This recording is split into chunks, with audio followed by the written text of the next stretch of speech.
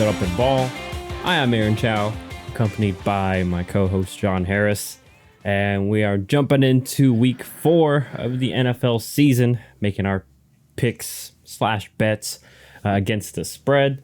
As per usual, spreads I get them from thelines.com. Has like all the all the different ones, and if you haven't noticed, we always typically pick the 0.5 one because, as I mentioned before, I'm not calculating a tie or a push in that matter.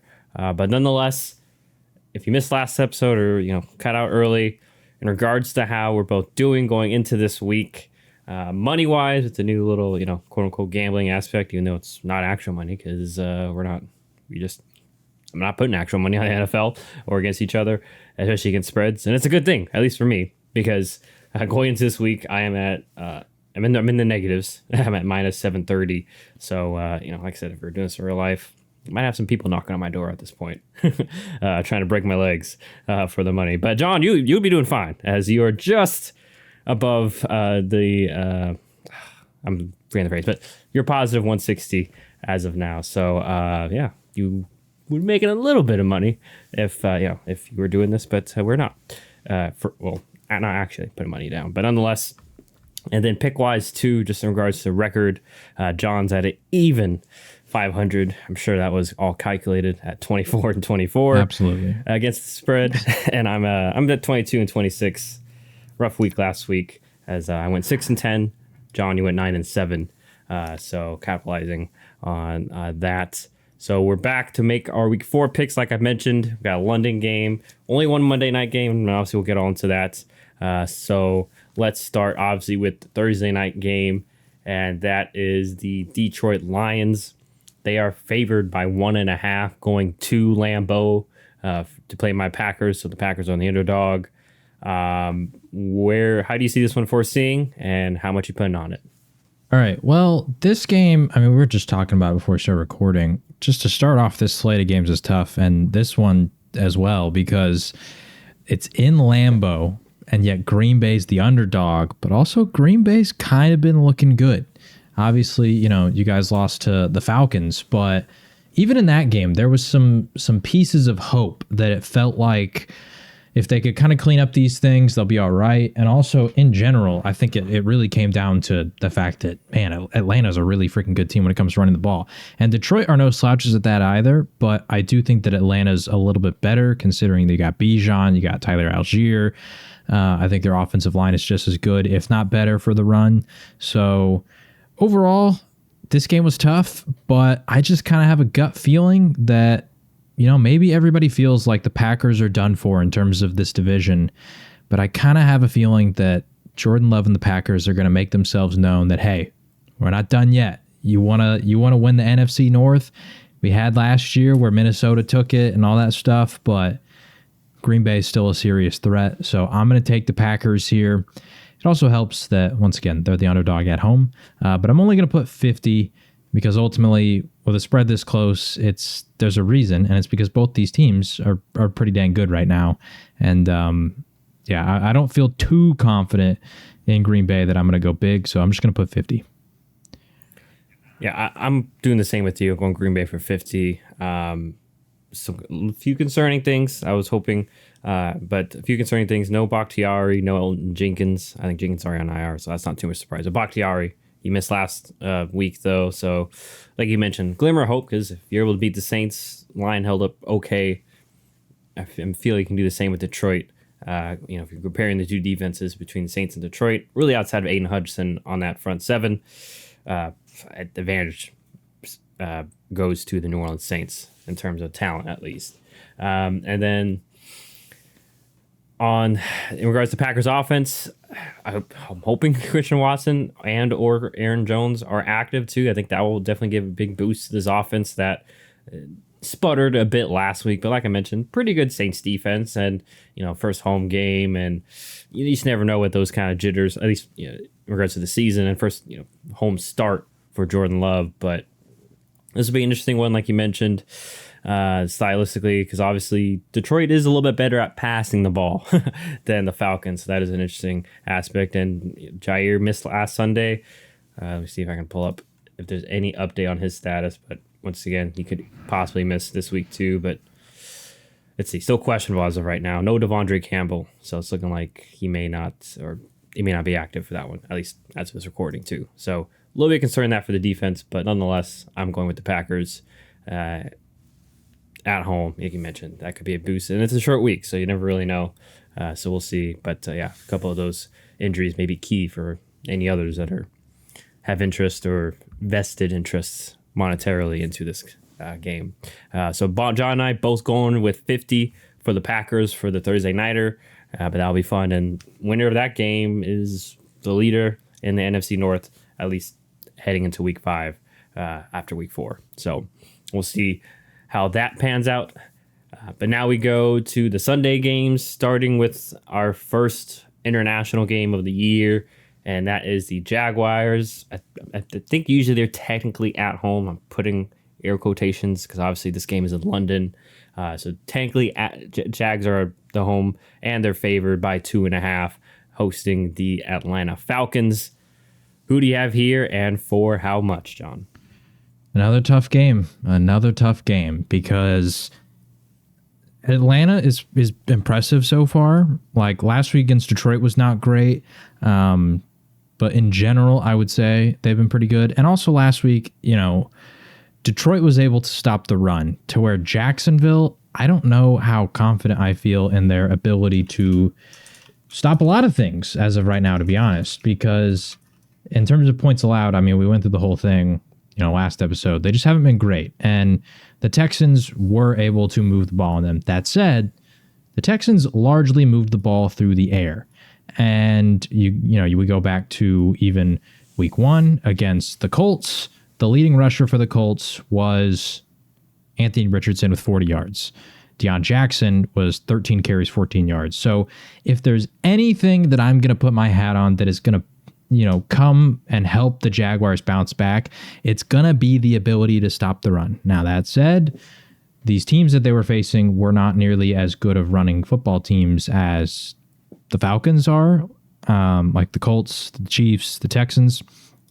Good offenses, but I wouldn't say that, any of them are as good in terms of the offensive line when it comes to running the ball, or even, Bijan Robinson or Algier. So it's going to be a test, but I'm going to go with the Jaguars. I feel no confidence in this pick, so I'm putting only 10 on it, just because, I don't know, Jacksonville has just struggled a lot to move the ball offensively, and so I could see it that even if I'm right about the fact that they can stop Atlanta's run game, it could still be a really ugly game overall, and I don't know. I don't trust Jacksonville enough to put a bigger number. So going to take the Jags. I'm only putting 10.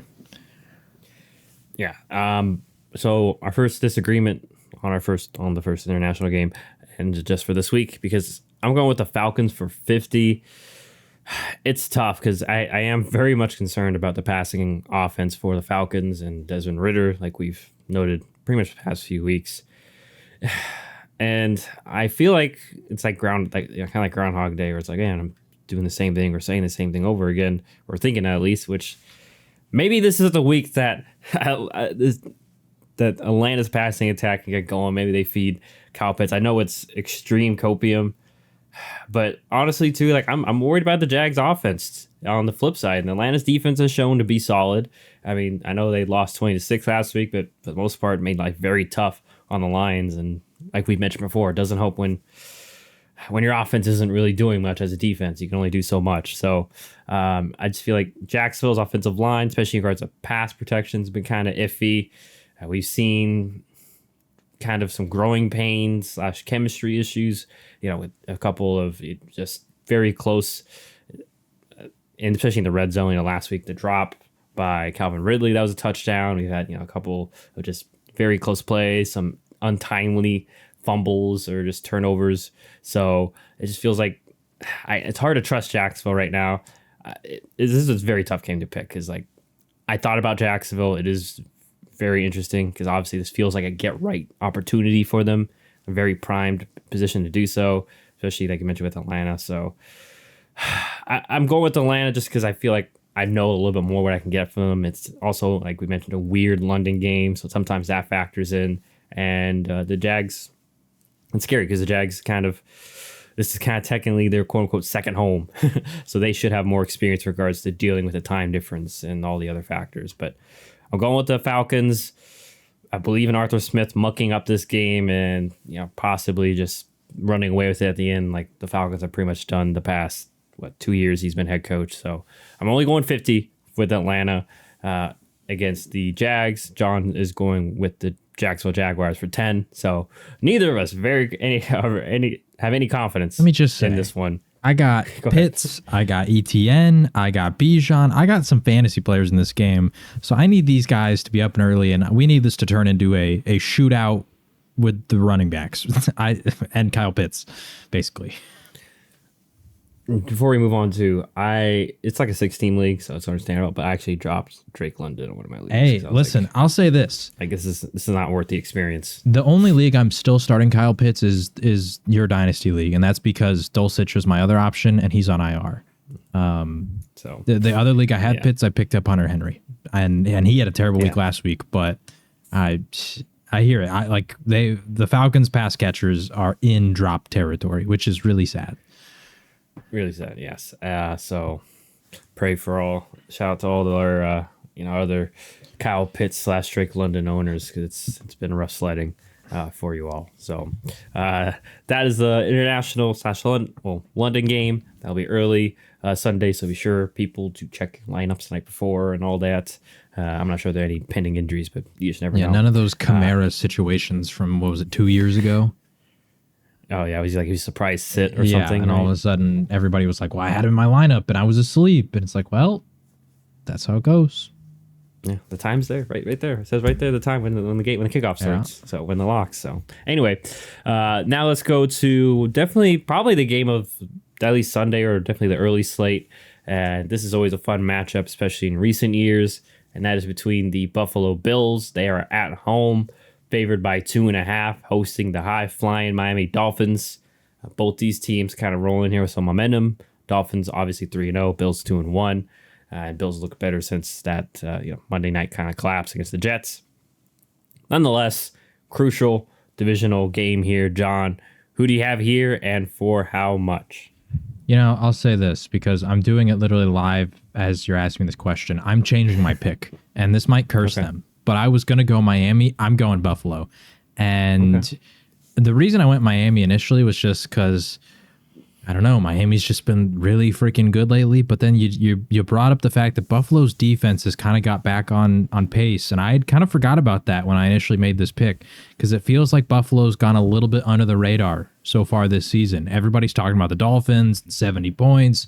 But Buffalo has just blown out their last two opponents. Now, this is obviously a way tougher test. But I don't know. The moment you said that, I just kind of had a feeling of like, wait, I feel like Buffalo might put Miami on notice, Like, it's a different comparison because the Cowboys one last week was embarrassing considering the opponent. But like how everybody's now talking about like, oh, the Cowboys, like, we thought they were a Super Bowl contender, and now blah, blah, blah. The narrative changes because of one game. All of a sudden, I don't know, you saying the defense is back on track made me kind of have this feeling that Buffalo might come out there and just kind of like smack them around, because I think Jalen Waddle is still in concussion protocol as well. I'm not sold on the Miami run game yet. I still think that maybe it was just a terrible, terrible game for the Denver Broncos. And then the Patriots, I think they committed a lot of their resources to stopping the pass, and it worked for the most part, but Mostert was able to get through. I don't know. I feel like Buffalo might be able to get some stuff done here. So I'm going to take the Bills, and I'm going to put 100 on it. Not sure this changes your pick, but at least as of today, as we're recording on Wednesday, the 27th, Jalen Waddle did practice in full. It doesn't. I'm still going with it. Okay, geez, that was a terrible time for a sneeze. I was trying to fight it back. Okay, but I, too, am going with the Bills here. I'm kind of on your ideology. It just feels like a feel-right game. And defense has been better, at least, than I suspected going into this year. Granted, no Aaron Rodgers Jets. And then week 4, Raiders, we're kind of seeing what's going on there with the Raiders last week. So there could be a little bit of a caveat to it. But I'm also banking on familiarity just with in regards to coaching staffs going against each other. We've seen, like I said, your guy from out of Baylor, Bernal, he's been really good stepping in. kind of alongside Milano in regards to that. They've been really good in regards to pass coverage, the two of them. And my only concern is we said about the Patriots game. I think the Patriots are a little bit bigger in terms of their defensive fronts, so I felt like it was easier for them to slow down the run game without having to invest a lot of their secondary, bring other guys in the box. Be interesting to see if Buffalo can try that same approach, or if they will, because they're more of a zone as opposed to man team. So, but nonetheless, on the flip side, Josh Allen offense, he's been like, no, once again, all the haters dogged him on week 1. Yes, he had made terrible mistakes, but since then, it's been a complete turnaround where he has been taking care of the ball and been efficient. And like we mentioned last episode, kind of like with Miami, Buffalo's been starting to get a run game. Now, obviously not like, 70 points, 300 yards rushing between two guys run game, but they've been getting the run game going with James Cook. And that's something we've been asking for, is just balance of some sort. So hopefully they stay patient with that. And I think they can give Miami some problems as well. I'm only going 50. I'm not as confident with the standard 100. But nonetheless, I think we both expect this one to be an exciting, good game. One of the rare few of the weekend. Well, I mean, at least according to Vegas, some of these should be close, but you never know. And nonetheless, we'll see how that AFC East divisional matchup goes down. And yeah, speaking of good matchups, this one, not really a great one. Some people are labeling it battle of the mid. Let's just get into it. Yeah. It's the Denver Broncos. They're coming off that beatdown that they received last week. They are the favorites here by 3.5 points, going to the Windy City to play the Chicago Bears, who also didn't get a 70 burger on them, but it's kind of like that SpongeBob scene, where he's in his head, all the fire's going. I feel like that's slowly starting to happen. Like the fire's starting to spread. Panic's starting to happen here for the Bears too, in regards to their front office and Justin Fields and such. Nonetheless, who do you have here, and for how much? I'll say this: battle of the mid is a little generous for these two teams. Quite frankly, mid is a little generous. Anyway, I'm gonna go with Denver. I have no confidence in this game at all. No matter who I picked, I was putting 10 on it because these teams are gross. Like, Denver's defense gives me no confidence. Chicago's offense gives me no confidence. The reason I'm going Denver is at least the Denver offense has been, I wouldn't say amazing, but solid. I mean, like, obviously against Miami, they only put up 20 points or something like that. But what the heck? I just searched. I was trying to find the Broncos schedule to pull up their scores, but it pulled up the Dolphins schedule. I guess I typed the wrong thing. Anyway, like against Washington, they put up 33. So, I mean, like, they've shown the ability to score this year, unlike the previous year, and Russell Wilson has had some good games. I still wish that they would get Javonte Williams more involved, because it feels like they just aren't quite giving him the workload to where he can really bust through. And maybe they're waiting for like a bigger efficiency game, but it feels like he's kind of capping out at like 40, 50 yards every game. And who knows, maybe this is the week, because Chicago's defense isn't great, but regardless, I feel no confidence in this game. So I'm taking Denver just because their offense has given me something to believe in, while the other 3 units involved in this game have given me nothing. So I'll put my faith in Sean Payton and Russell Wilson and hope that I can recoup that 10. I too am going Denver. You really, like you said, I too am with you. I trust Denver's offense against Chicago's defense, basically, is what the tipping point is. Because, like I mentioned last week, Chicago's defense just lack of difference makers is just once again, who scares you on that front four? Sorry, Yannick Ngakoue, it's not Jacksonville anymore. It's just, he's really the only notable name there. And then we mentioned the linebackers are okay, but and then same with the secondaries. There's no one that you line up, but you got to worry about going into the week as an offense. And for the Bears offense, got to see it to believe it, to see them get back on track. It's been a rough start, as everyone, and us, especially us too. But everyone knows, or should know. So yeah, I'm going Denver. I'm a little bit more confident. I'm going 100. I am also, it's partially because I am in the negatives right now. So kind of hoping they cash in for me here. But nonetheless, we'll see what happens between those two teams. Surely one of them will get their first win, but a tie is possible. So I don't want to jinx that. So we'll see what happens there.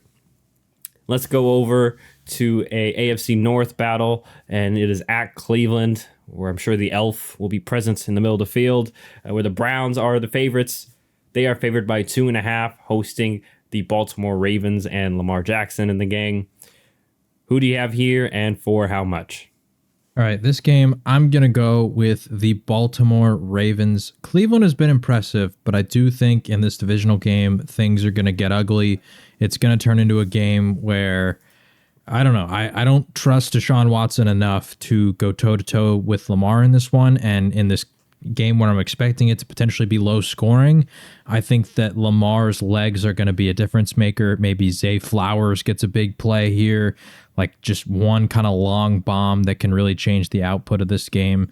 And I don't necessarily, it's not that I don't trust Cleveland's defense because they've been good, but I don't think they're quite yet battle tested enough for me to really think that I can rely on them to carry, this team through this game, because like I said, I don't necessarily trust Lamar, and although I like Jerome Ford, I wouldn't say that I'm all in on the Browns run game like I was with Nick Chubb. So I'm going to take the Ravens. I'm going to put the standard 100 on it.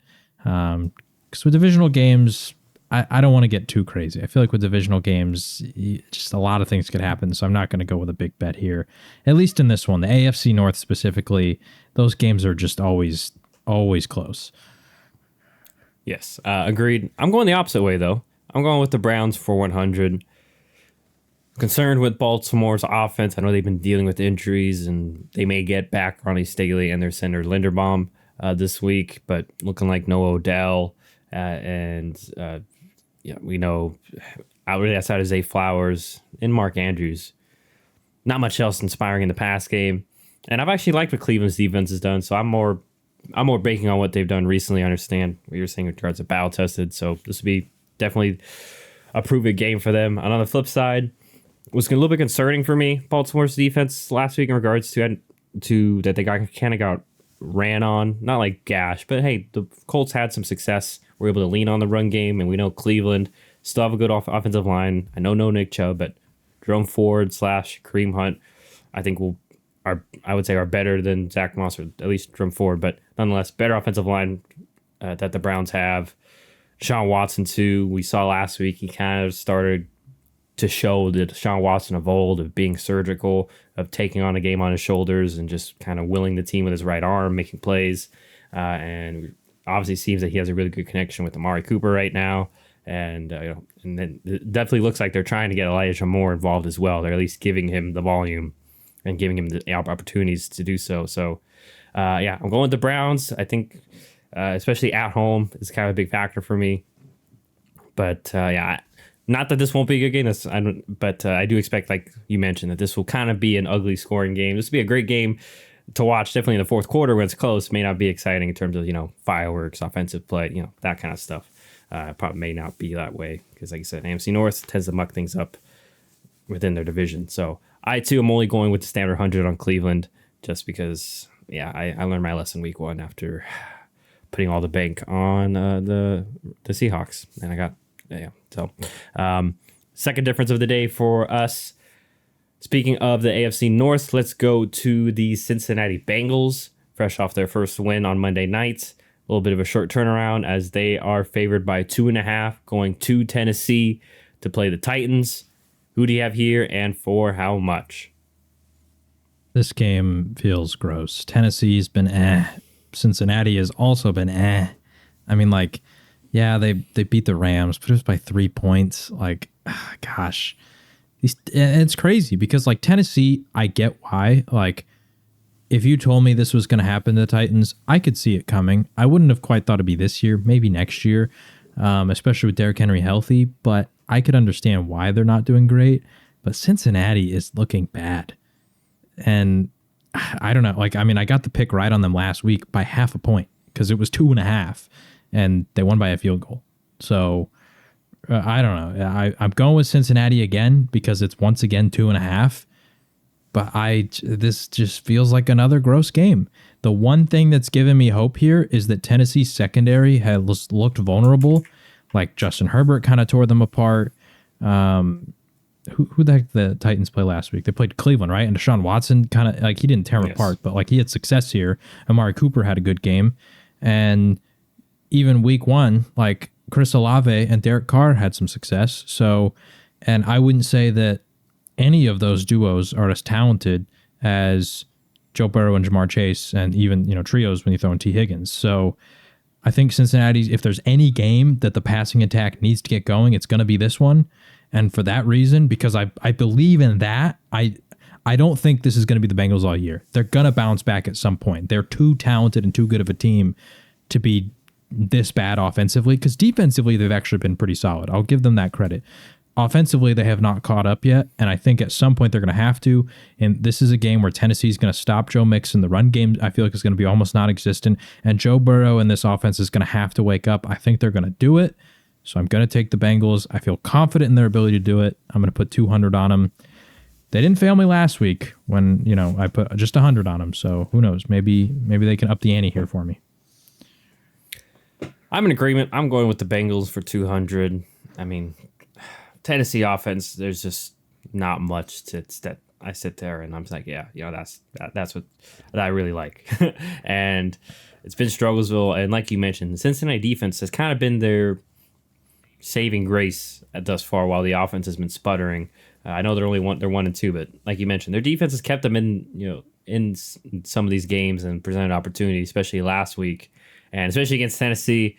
I think the defense will be fine. I think Bengals won't even let the run game get going. We know how poor Tennessee's offensive line is, and on the flip side, yeah, I'm with you. I expect, even if it is a bit of a struggle, just so hard to contain Jamar Chase and T. Higgins. And we saw a little bit Jamar Chase get going last week. I know it wasn't pretty, but at least they kind of force-fed him and found different ways to move him around, in the slot on different sides. And hopefully they can get T. Higgins going as well, and really get that offense clicking. Also, hopefully, with another week, or not week, but a short week of rest, we see Burrow a little bit better with that calf, not as limited. But yeah, even then, I just Tennessee pass rush doesn't really, outside Jeffrey Simmons, really doesn't really scare you, and Harold Landry's still kind of getting back into form. So I'm with you. I think it's the first time we've had like the exact same, like quote unquote big bet, or bet above the standard on the same game. So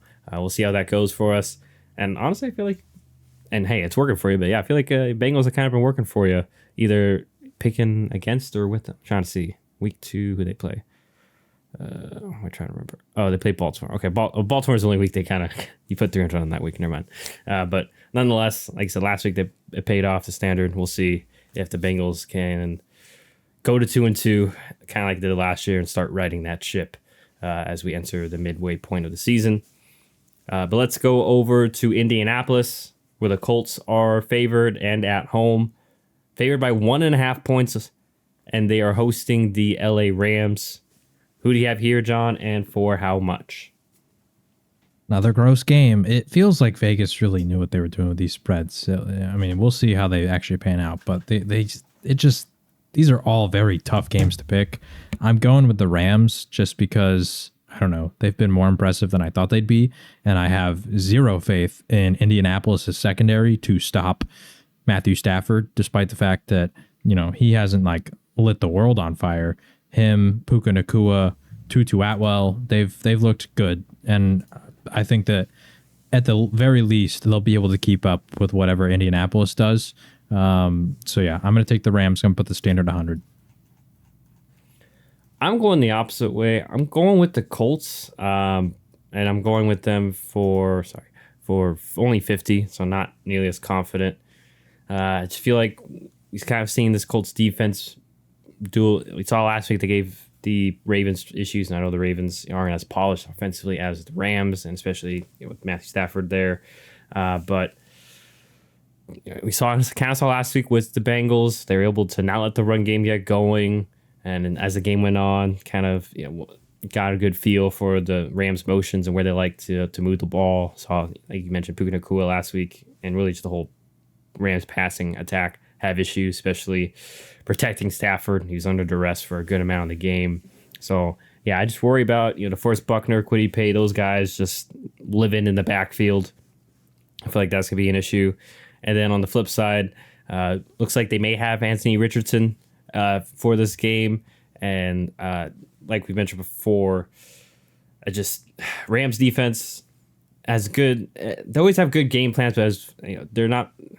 Talent is not what it used to be. Obviously they still have Aaron Donald and a couple of peak guys that kind of been there, but I just feel like with the Indianapolis Colts, be able to kind of lean on that run game, manage the game, and then hopefully Anthony Richardson. It's a good day for him passing because he has been a bit inconsistent in his first 2 games. Obviously, he got knocked out of one of them, so that was unfortunate. So hopefully he can stay healthy if he is in this game. And even if it's Gardner Minshew, I think we've seen previously that he can manage a game and he can win you a game or two.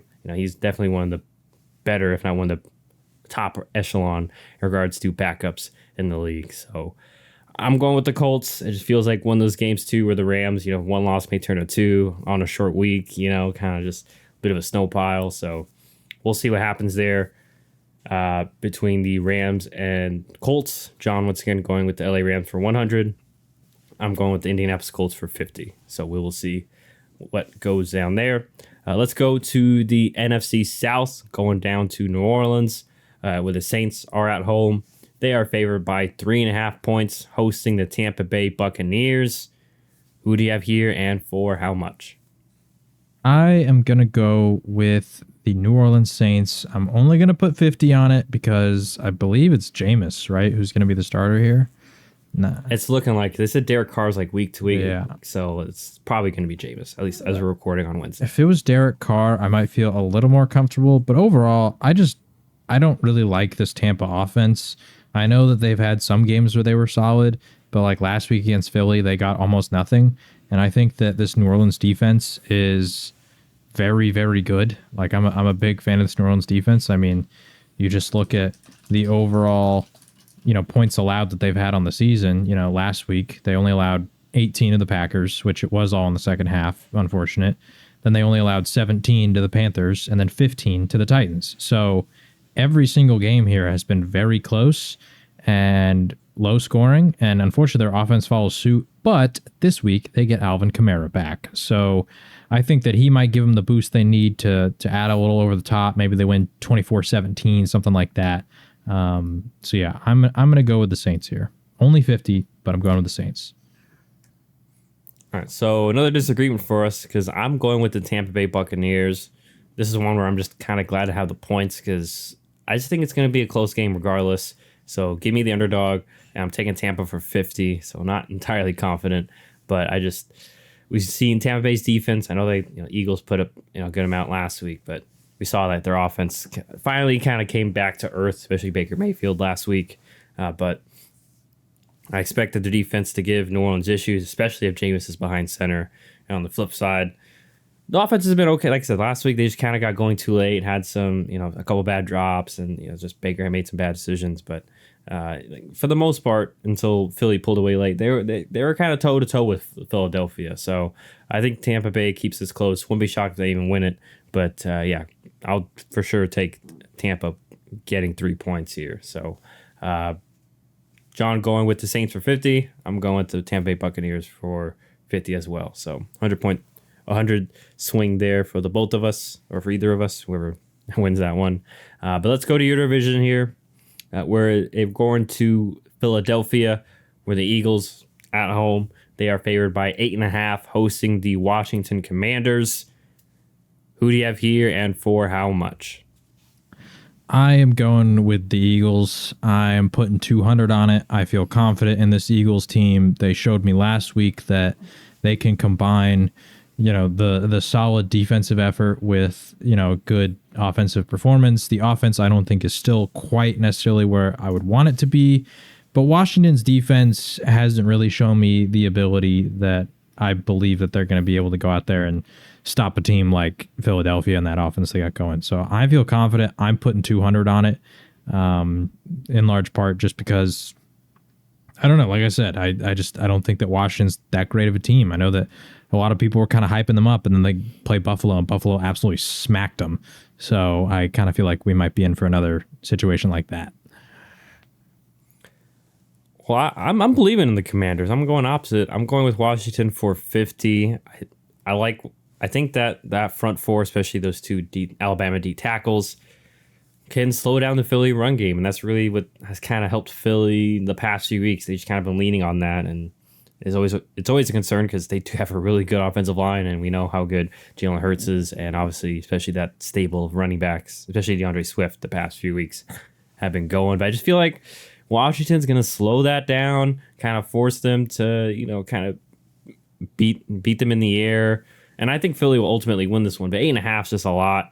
And I expect on the other side, I expect Sam Howell and Eric Bieniemy to kind of learn from last week, especially Sam Howell, make better decisions, take care of the ball a little bit more. Like 4 interceptions it was definitely a learning game for him last week. So I'm kind of banking on them riding the ship offensively. Like I said, I wouldn't be shocked if Washington still loses, but I think they keep this close divisional wise. And I think, like I said, I think their defense can pose some issues. And yeah, I still have some concerns in regards to Philadelphia's passing offense because it just hasn't looked the same as last year. And I'm starting to kind of be like, man, they really do miss Shane Steichen, because it's just it's not flowing. There's not as many explosive plays as they had last year. So we'll see, though, if they can prove me wrong or fail John. We'll see. But John, going with the big 200 for Philadelphia.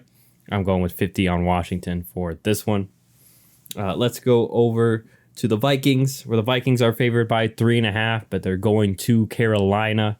Adam Thielen revenge game here could be in store. Who are you going with here, and for how much, John? Another game where I feel like, honestly, the talent pool between the teams isn't necessarily close. I'm taking Minnesota here. I think that their offense is going to come out and kind of torch this Carolina defense. I don't know. This Carolina defense is one that, when you look at the recent games they've had, like the Steelers game is a little bit tough to judge because obviously there was some touchdowns that the offense gave up. Not the Steelers game, the Saints game. But in general, I don't know. Like that game specifically last week against Seattle, what was it? They gave up 37 points. Atlanta, they gave up 24. New Orleans, they gave up 20.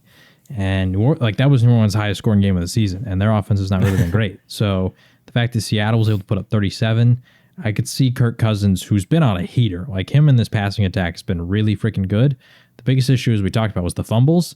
If they can clean up the fumbles, I'm taking Minnesota to win big here, and I'm confident. I'm putting 300. I think this is my biggest bet of the season so far, is on the Minnesota Vikings. I put 300 actually last week on Philadelphia.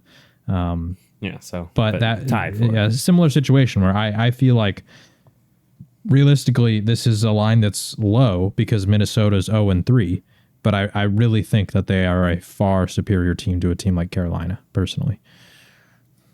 And I agree. I'm going with Minnesota for 100. Obviously, Carolina O-line is a concern, and with Bryce Young back, he's still obviously been going through growing pains the first 2 weeks we saw, and it's just going to be tough. I know the Vikings aren't super talented on defense, but with Brian Flores, we saw last week he was not afraid just to send the house, and now it's Justin Herbert and the Chargers offense, I think, which are obviously much better and more talented than the Panthers. So I feel like it's just going to be a rough day in the office for Bryce Young and the offense. And yeah, like you mentioned on the flip side, even though we both have been kind of higher than most on Carolina's defense, yeah, Minnesota's offense, besides the turnovers, like you said, have been clicking, especially in the past game. We saw last week, got the run game going a little bit. Really, week one they kind of got it going too. It's just like you said, they just got to clean up the fumbles. So hopefully they've been either carrying the ball around the facility or whatever. I'm assuming that's a point of emphasis for them this week. So we'll see if they've solved that fumbling issue on Sunday. So both of us going Minnesota. John going with them for 300. I am going with them for 100 myself. So let's go to the last early game on Sunday, and that is the Pittsburgh Steelers They are favored by 2.5 against the Texans, and I am pulling up who is at home. But nonetheless, who do you have here and for how much? I'm going with the Texans. I don't necessarily believe in Houston a ton, but the offense has been able to move the ball. And although I worry that TJ Watt could be the ultimate disruptor here and be the reason that CJ Stroud finally has a bad game, because I would say so far he has not. Like, the fact that he's thrown 0 interceptions is pretty crazy, and I think that Pittsburgh could certainly change that.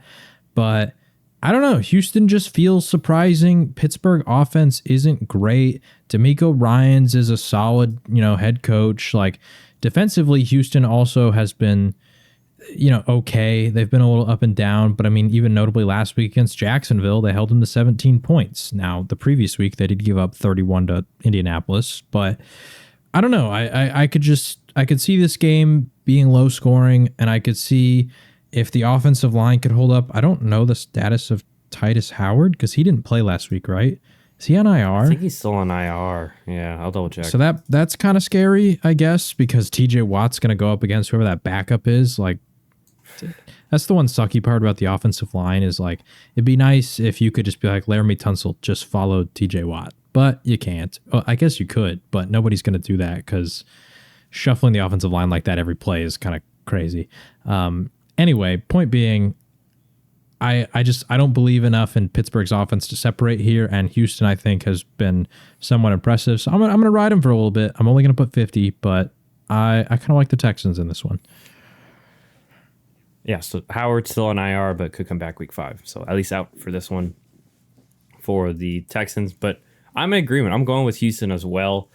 I just have more confidence in their offense. And like you said, CJ Stroud's been taking care of the ball really well. I know he's had a couple of fumbles, but like we said, their offensive line's kind of been a mess. Saw last week, though, they were able to keep him clean.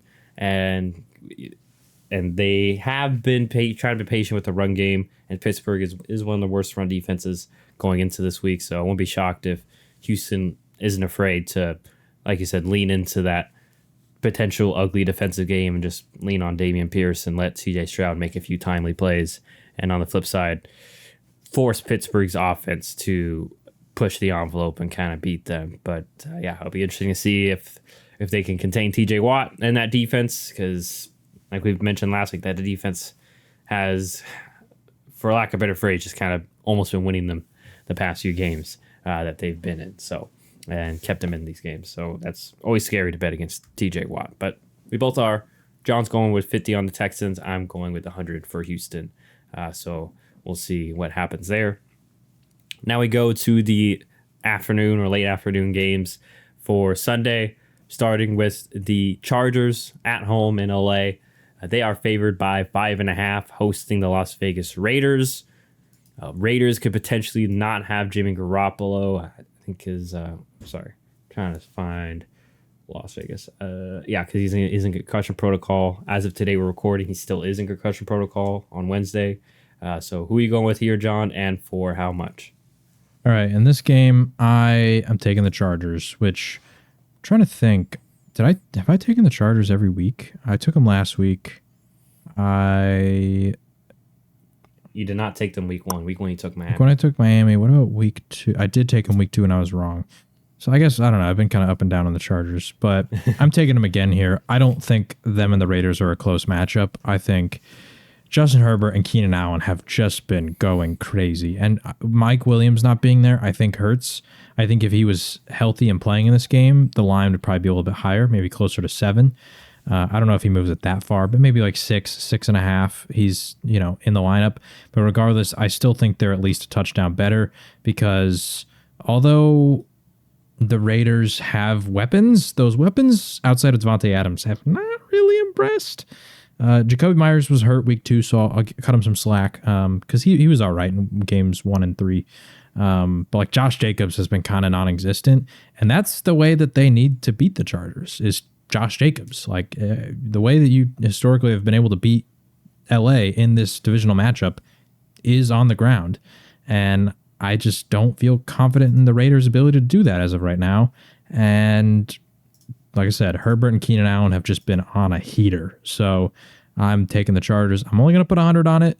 because who knows? At some point, maybe the Raiders figure it out and Josh Jacobs can bounce back and they can make this game gross and low scoring and waste clock. But I got to see it to believe it.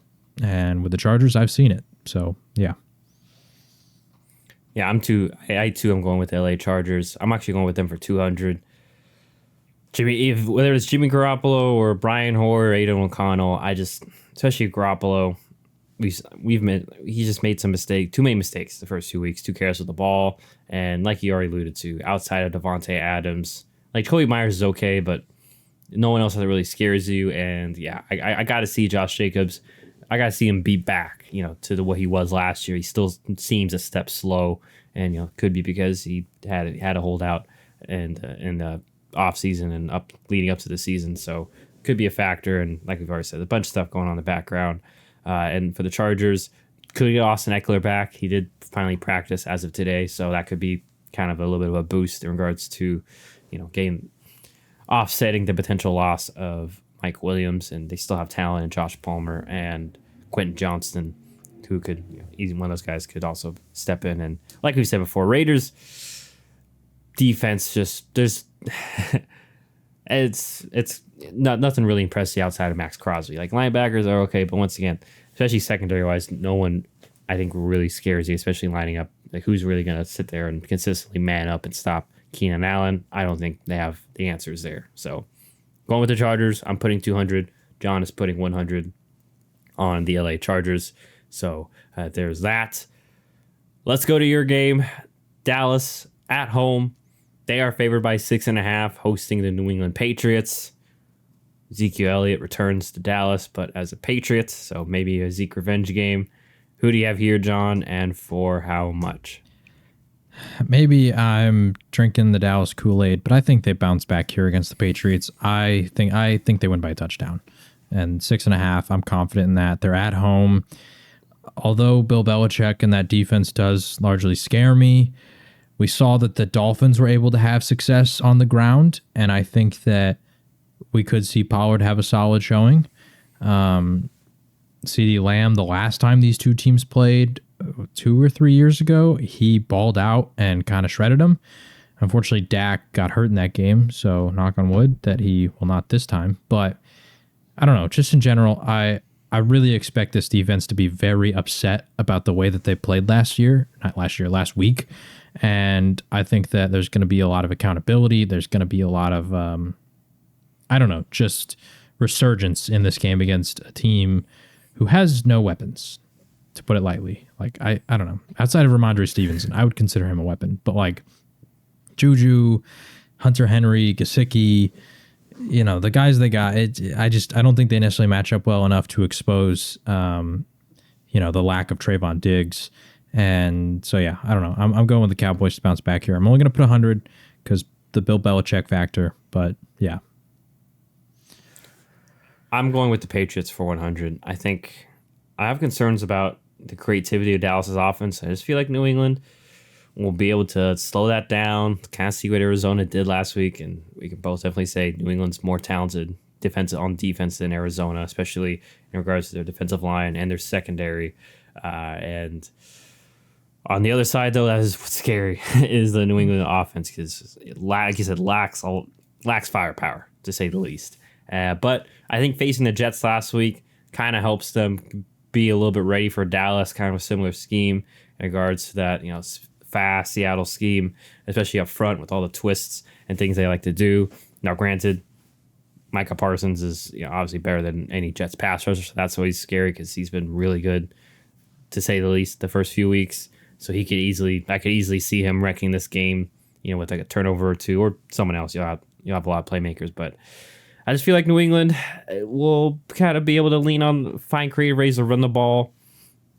And we saw like kind of with that touchdown to Brown, who last week, like I think they may have a good idea of when to strike and find some openings in Dan Quinn's defense. So I'm not sure if they'll win, but I think New England at least keeps this close.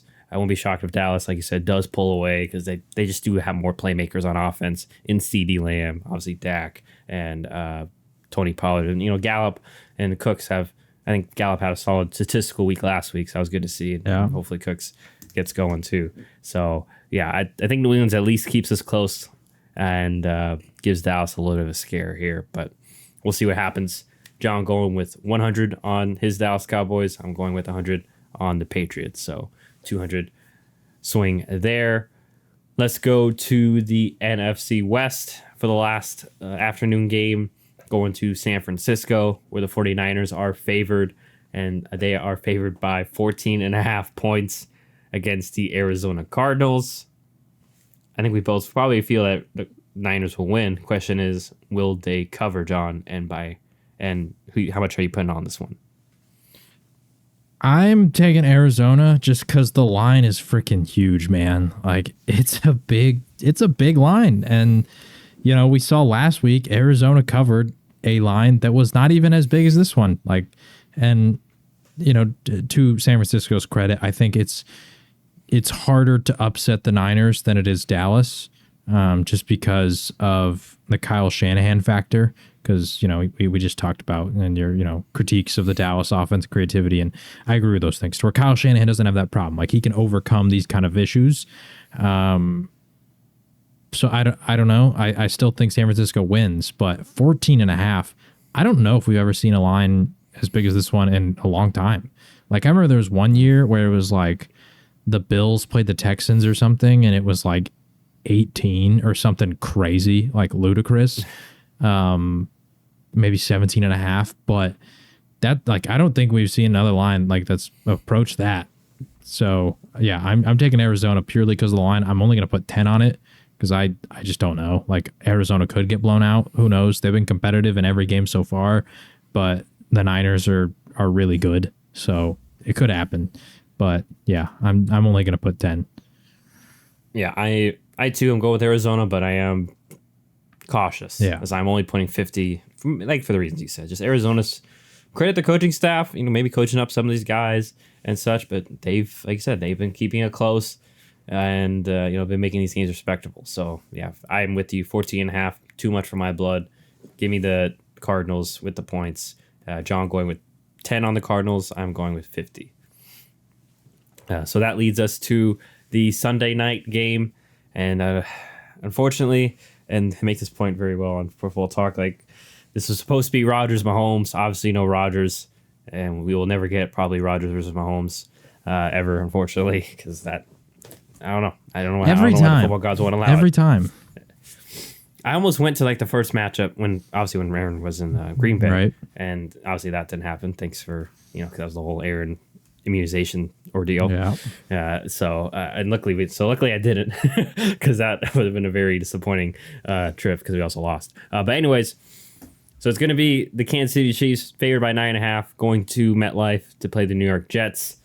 Obviously, a lot going on with the Jets in terms of some other stuff. It seems like they still will be trotting out Zach Wilson, although they did sign Trevor Siemian in recent days. So. Who do you have here, John, and for how much? I'm taking the Chiefs. I just don't believe in the Jets' ability to score right now, and the Chiefs. I mean, last week they looked like the Chiefs again. So I can't not go with the Chiefs. Like this is the one matchup that, like, honestly, no matter what the line was probably going to be, as long as it wasn't like a college football line, where some of those teams are favored by like 25, as long as it wasn't that. Like, if you put the 14.5 on this game, I'm still going to go Kansas City because the Jets, like, I don't know if they're still easing Breece Hall in, but the run game has not been good. And I attribute that largely to the offensive line's not very good. And when the offensive line's not good, then Chris Jones is just going to be able to put a lot of pressure up the middle against Zach Wilson. And the only real true playmaker we've already talked about is Garrett Wilson on the outside. Like, that's the only guy that scares you, and they can just divert multiple resources to him. And so it's like, are you really scared of Zach Wilson throwing to Allen Lazard and beating you? Not really. So, and then on the other side, although I like the Jets defense, it's the Chiefs, man. It's the Chiefs. And I don't know how they stop Travis Kelce. So I'm going to take the Chiefs. I'm going to put 200 on it. I feel pretty confident in them because they're really good. Yeah, I'm going with the Chiefs also. And like we said, like you already said, I just don't trust this New York offense.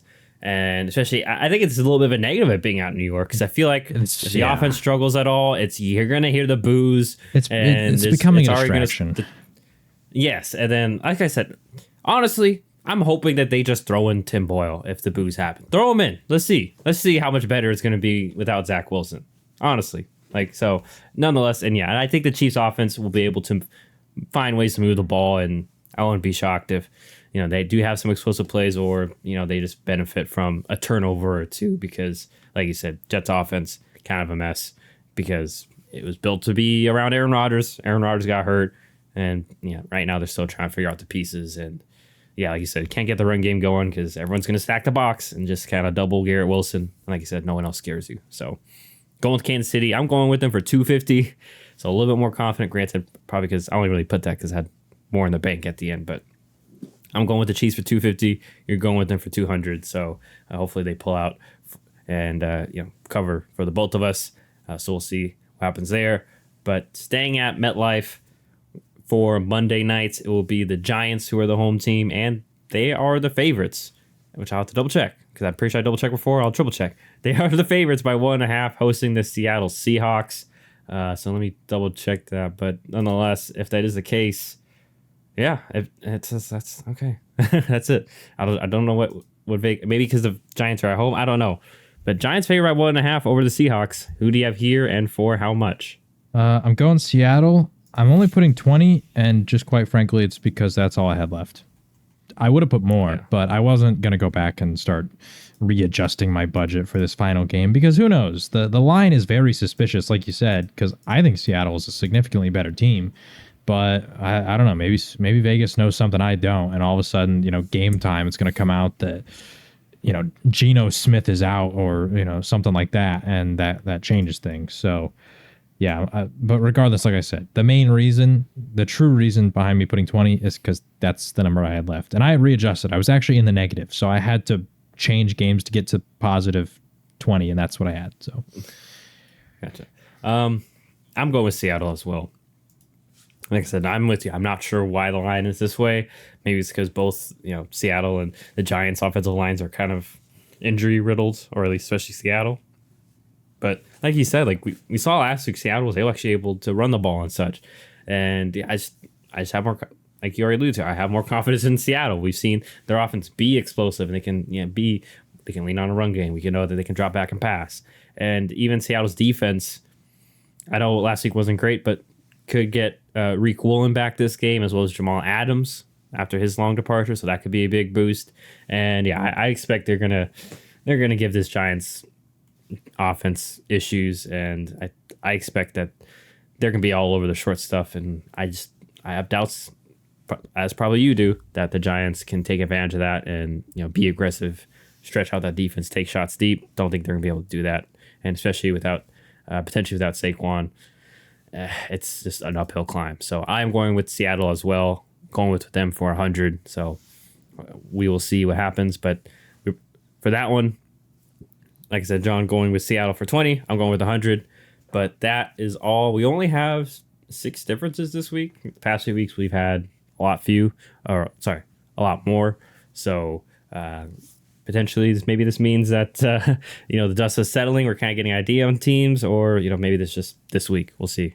And also Vegas also too. It seems like they're kind of finding their footing in regards to the spreads and such. Because I think last week only 5 underdogs, at least with our spreads, only 5 underdogs covered.